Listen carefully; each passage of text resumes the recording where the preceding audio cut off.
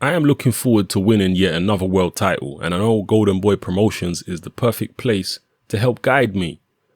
Though I have recently had some long stretches of inactivity, that stops today, and I will take on anyone, anytime to achieve my goal of recapturing a championship belt.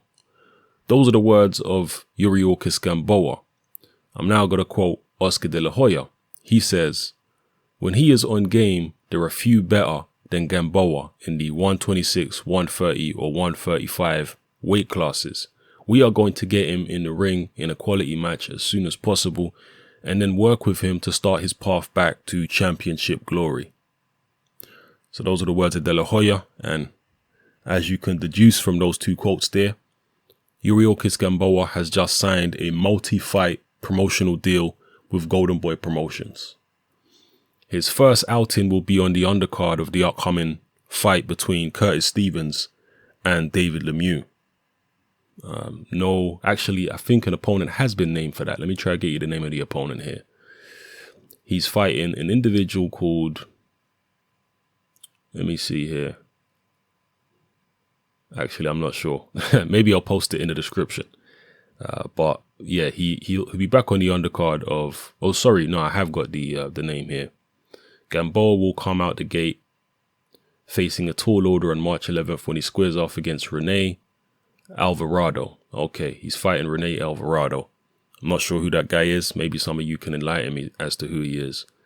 They call it a tall order. So yeah, let me know what you think of this, people. Gamboa's back. He's signed with Goldenboy. Is this a good move?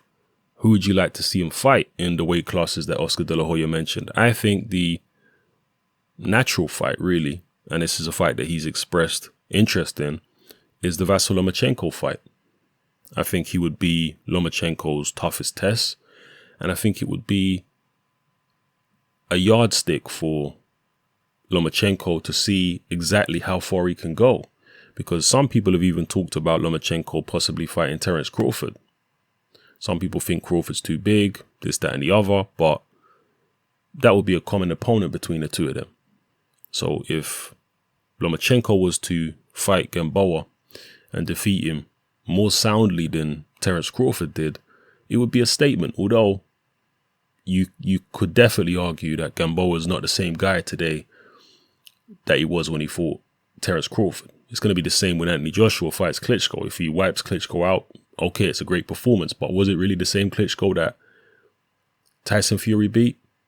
It's a fair argument, and it will be a fair argument here if Lomachenko was to fight and beat Gamboa in better fashion than Terence Crawford did. You could say, well, he's probably not the same version that Crawford fought. But still, it's a good name, and we need to see what Gamboa's like when he's back. We need to see how his form is.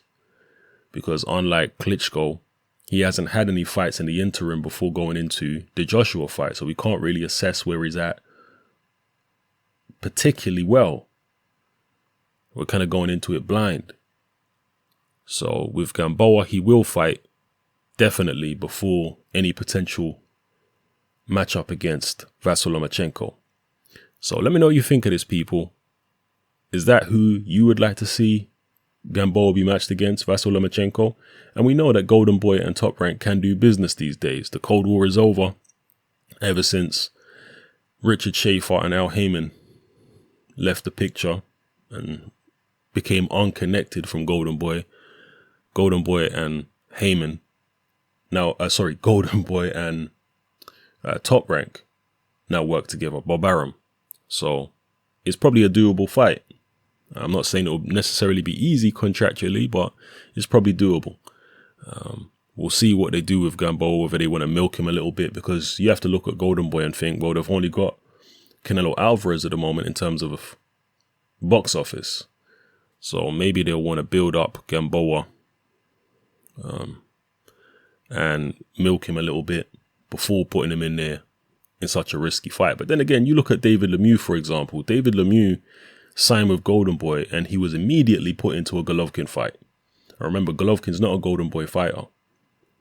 So that actually surprised me. I thought that Lemieux would be fighting Canelo before he was put in there with Golovkin, because Canelo's Goldenboy. I thought he would have kept it all in-house, but for whatever reason, he ended up fighting Golovkin almost immediately after signing with Goldenboy. So we'll see if something similar happens with Yuriorkis Gamboa. Anyway, let me not waffle on too long here. You get the gist of the video. Drop it all in the comment section below. Let me know how you feel. Give me your thoughts. It's Hatman, I'm out.